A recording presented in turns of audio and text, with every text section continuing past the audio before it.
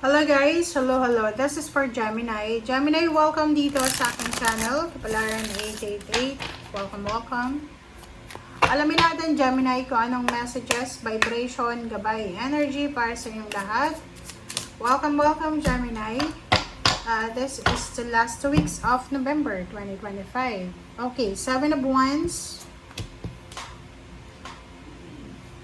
Queen of Pentacles, 5 of Wands. Naku, Gemini, bakit ganun? The Emperor.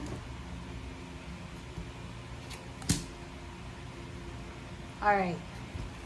Okay, so kung makikita mo dito, Gemini, 10 of Swords and 3 of Cups. Sinasabi ng bara sa'yo dito na maybe you're anticipating for a celebration, or maybe you are waiting sa isang confirmation. So, hindi ka, parang, yun, nagpaplano ka, you're planning for a celebration, pero hindi ka pa sigurado kasi wala pang confirmation. Okay? Parang ano yun yung halimbawa kung isa kang organizer, event organizer, hindi ka pa makapag-desisyon kasi kulang pa sa information. Parang ganun.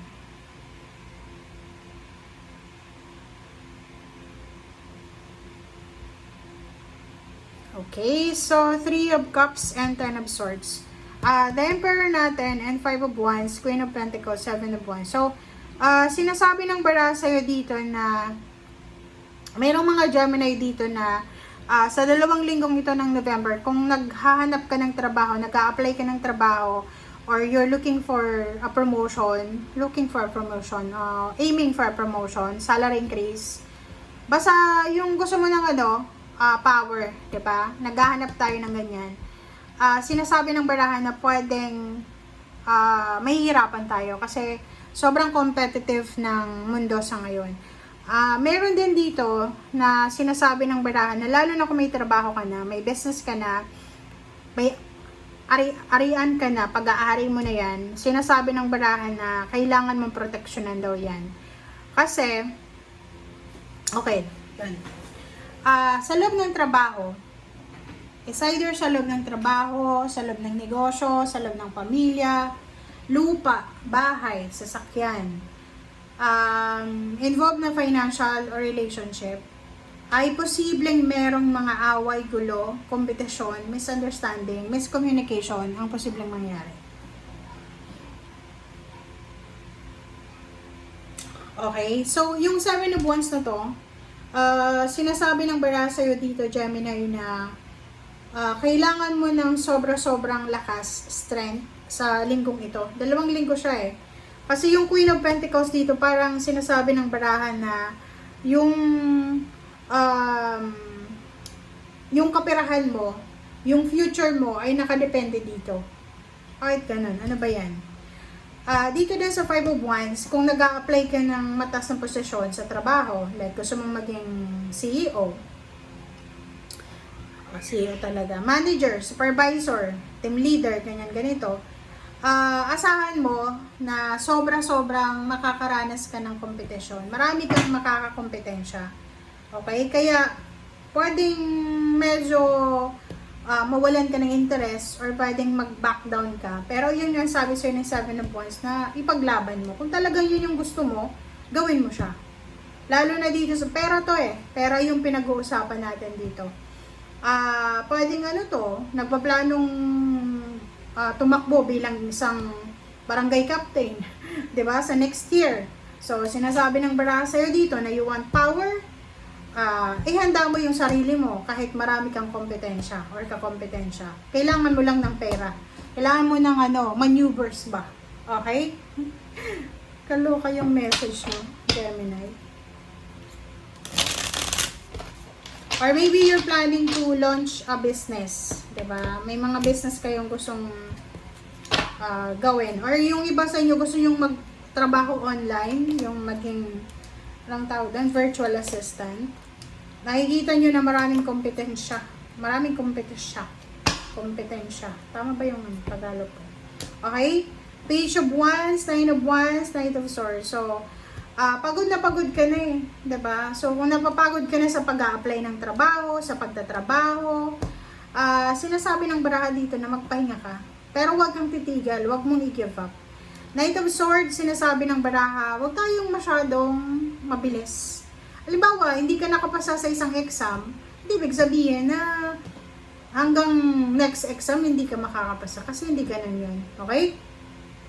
Page of Wands, sinasabi ng baraha sa'yo na yung mga plano mo para sa future, kung hindi pa siya nangyayari sa ngayon, pero pagod ka na, ngayon pa lang pagod ka na, sabi ng baraha sa'yo dito, tumigil ka muna, magpahinga, tumigil, i-refresh yung energy, i-replenish yung energy na wala, kumain ng tama, mag-isip ng tama, magbakasyon.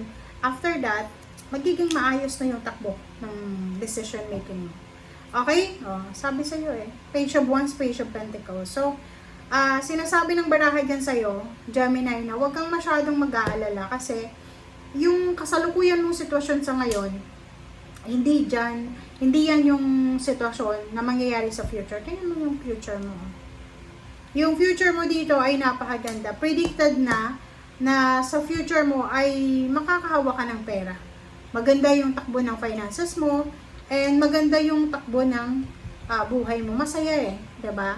So, sa ngayon, kung hindi ka masaya, pagdaanan mo lang yan, 'di ba? Huwag kang tumambay, pagdaanan mo lang. Okay? Sinasabi ng baraha sa'yo dito na lahat ng mga nangyayari sa ngayon may dahilan. Ang kasalukuyan mong sitwasyon, hindi yan guarantee sa situation mo sa future. So, kaya nga, sinasabi na wala tayong alam sa future. So, dito sinasabi ng baraha sa'yo na unahin mo ang iyong emotion, ang iyong sarili, ang iyong kaligayahan, ang iyong kasalukuyang ginagawa sa ngayon. About sa money, sinasabi ng baraha na nasa tamang direksyon ka. Magaling ka mag-manage ng pera, magaling kang mag-manage ng resources mo. So, ituloy mo lang daw. Tuloy lang, tuloy lang. Okay? Four of Cups. King of Pentacles. Nakikita ko sa'yo dito na may hinihintay ka eh. You're waiting for something eh. Like, nag-aantay ka ng career development or career expansion bago ka makapag-desisyon sa love life. Yung parang, hindi ka makapagpakasal hanggat hindi ka napopromote. Hindi ka mag-aasawa or magkakaroon ng anak kung hindi ka pa nakakapagpundar ng bahay, lupa, sasakyan sa iyong parents. Parang ganon. Yung emotion mo ay pwedeng ihang muna because of financial. Wow. So, let's check. Last card na to, guys, ha? Okay, message. Dalawa. Dalawang baraha ang nagsasabi sa'yo na ihanda mo yung sarili mo kasi may matatanggap kang mensahe bago matapos yung buwan na to, and possible ka din na makatanggap ng message bago pumasok yung 2026. Okay? Thank you, guys. Bye!